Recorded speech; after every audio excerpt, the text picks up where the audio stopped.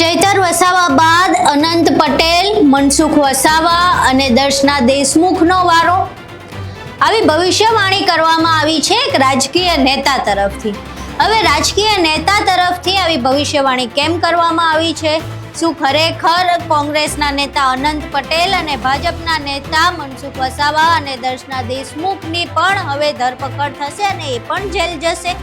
આખી ઘટના શું છે, કોણે આ ભવિષ્યવાણી કરી છે, શા માટે કરી છે, તમામ વિશે વિગતે ચર્ચા કરવી છે. નમસ્કાર, તમે જોઈ રહ્યા છો ચક્રવાત ન્યૂઝ. હું આપની સાથે એમ.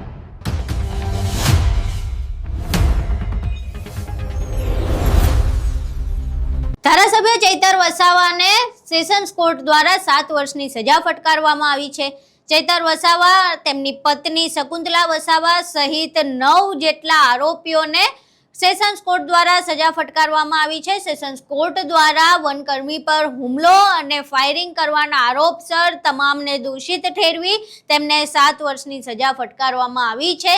હવે ચૈતર વસાવાની આ સજાને લઈને આમ આદમી પાર્ટીના નેતા અને આદિવાસી જે આગેવાનો છે તેમની તો પ્રતિક્રિયા સામે આવી રહી છે, પરંતુ આ હરોળમાં હવે કોંગ્રેસ અને આદિવાસી નેતા એવા અનંત પટેલની પ્રતિક્રિયા સામે આવી છે. અનંત પટેલ કોંગ્રેસના નેતા છે, પરંતુ આદિવાસી સમાજમાં તેમનું સારું એવું વર્ચસ્વ છે અને અનંત પટેલ દ્વારા એવી આગાહી કરવામાં આવી છે કે અત્યારે ચૈતરનો વારો છે. હવે ચૈતર પછી અનંત પટેલ, એટલે તેમની પોતાની ધરપકડ થઈ શકે છે, તેમને પણ આવી રીતે જેલ હવાલે કરવામાં આવી શકે છે. અને ફક્ત તેમને જ નહીં, પરંતુ જે સાંસદ છે મનસુખ વસાવા, જે ભાજપમાંથી સાંસદ છે, અને ભાજપના ધારાસભ્ય દર્શના દેશમુખને પણ જેલ હવાલે કરવામાં આવી શકે છે. કારણ કે આ જે સરકાર છે આદિવાસી વિરોધી સરકાર છે અને તેમને પક્ષ સાથે કાંઈ લેવા દેવા નથી. અહીંયા તમામ આદિવાસી નેતાઓની હાલત આવી જ રહેશે. હવે અનંત પટેલે આવી આગાહી કરતા શું કહ્યું છે, પહેલા તો તેમને સાંભળીએ. ચેતર વસાવા પર જે રીતે ન્યાયપાલિકે ચુકાદો આપ્યો છે એની શંકા અમને પહેલેથી જ હતી. આ સરકારના વિરોધમાં કોઈ પણ બોલે, કોઈ પણ આંદોલન કરે અથવા એના વિરોધમાં અવાજ ઉઠાવે એટલે એને કોઈ પણ રીતે સંડોવવાનો, એને કોઈ પણ રીતે ભેરવવાનો એ આદિવાસી સમાજ પરનો અત્યાચાર છે અને એ ભાજપની સરકાર હર હંમેશા કરી આવી છે. અમારા પર પણ હુમલો થયો અને એના આરોપીને તાત્કાલિક જામીન મળી ગયા. અમને હાઈકોર્ટમાંથી જામીન મળ્યા હતા.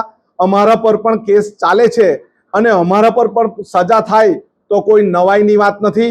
આવનારા દિવસમાં મનસુખભાઈ પણ કોઈ ગુનામાં ભેરવાઈ જાય કે દર્શનાબેન દેશમુખ પણ કોઈ ગુનામાં ભેરવાઈ જાય, એમાં કોઈ શંકાને સ્થાન નથી. આ સરમુખત્યારવાળી સરકાર છે, જી હજુરીવાળી સરકાર છે. આના વિરોધમાં કોઈ આંદોલન કરે અથવા કોઈ આદિવાસી સમાજના કોઈ ગરીબ લોકોને વનકર્મી દ્વારા રંજાડવામાં આવે પણ જો કોઈ ધારાસભ્ય અવાજ ઉઠાવે તો એના પર ગુનો દાખલ થાય. એને ગ્લાસ માર્યો કે નહીં માર્યો એ પછીની વાત છે. મારું માથું ફોડી નાખવામાં આવ્યું, મને પાંસળી મારી ભાંગી નાખવામાં આવી, છતાં પણ એના પર 302 નો ગુનો દાખલ કરવામાં ન આવ્યો અને મારા પર જ 3 જેટલા ગુના લગાવવામાં આવ્યા. એટલે આ ચેતરભાઈની સાથે સમગ્ર આદિવાસી સમાજ છે, અમે એમની સાથે રહીશું. અહીં તમે અનંત પટેલને સાંભળ્યા. હવે સ્પષ્ટપણે તેમણે એવું કહી રહ્યા છે કે આ સરકાર આદિવાસી વિરોધી સરકાર છે અને આ પ્રકારેના હજુ કોઈ કેસ કોઈ પણ આદિવાસી નેતા ઉપર કરવામાં આવે તો એમાં કોઈ નવાઈ નથી અને તેમને પણ સજા ફટકારવામાં આવે તો એ કોઈ નવાઈ નથી. પરંતુ અહીં તેમણે ફક્ત વિપક્ષી પાર્ટીઓની વાત નથી કરી, તેમણે મનસુખ વસાવા અને દર્શના દેશમુખની પણ વાત કરી છે.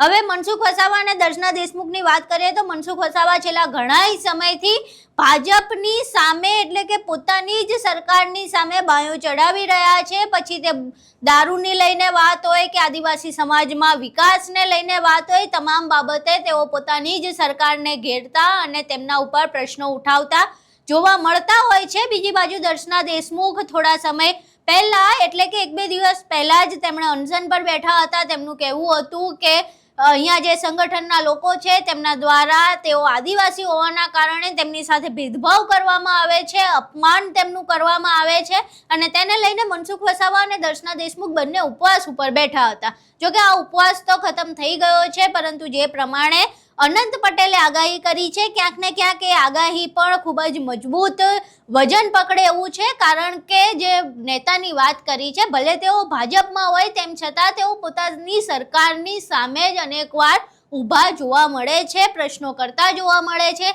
એટલે ક્યાંક ને ક્યાંક જે પ્રમાણે અનંત પટેલ કહી રહ્યા છે એ પ્રમાણે શું પોતાની જ સરકાર તરફથી બંને દિગ્ગજ નેતાઓને દગો મળશે કે કેમ, એક મહત્વનો પ્રશ્ન ઊભો થઈ રહ્યો છે. હવે અનંત પટેલની આગાહી કેટલી સાચી પડે છે અને તેમાં કેટલા તથ્યો છે એ તો અનંત પટેલ જ જાણે, પરંતુ આ આખો વિડીયો સામે આવ્યા બાદ હવે એક નવી ચર્ચાએ જોર પકડ્યું છે અને એ ચર્ચા છે કે શું ખરેખર હવે મનસુખ વસાવાને પોતાની જ પાર્ટીની સામે પ્રશ્નો કરવાની સજા મળી શકે છે કે કેમ? શું દર્શના દેશમુખને આ જે અનશનવાળું પ્રકરણ હતું તેને લઈને કોઈ ઠપકારૂપી સજા મળી શકે છે કે કેમ, તે દિશામાં ચર્ચાએ જોર પકડ્યું છે. હવે આખી ઘટના જાણ્યા બાદ અને અનંત પટેલે જે પ્રમાણે વાત કરી તે સાંભળ્યા બાદ તમારું આ ઘટનાને લઈને શું માનવું છે? જે પ્રમાણે અનંત પટેલે આરોપ લગાવ્યા છે તેના વિશે તમારું શું માનવું છે? તમારા મંતવ્યો અમને કોમેન્ટ બોક્સમાં જરૂર જણાવજો. વિડીયો પસંદ આવ્યો હોય તો વિડીયોને લાઇક કરજો, શેર કરજો અને અમારી ચેનલને સબસ્ક્રાઇબ કરવાનું ભૂલશો નહીં. નમસ્કાર.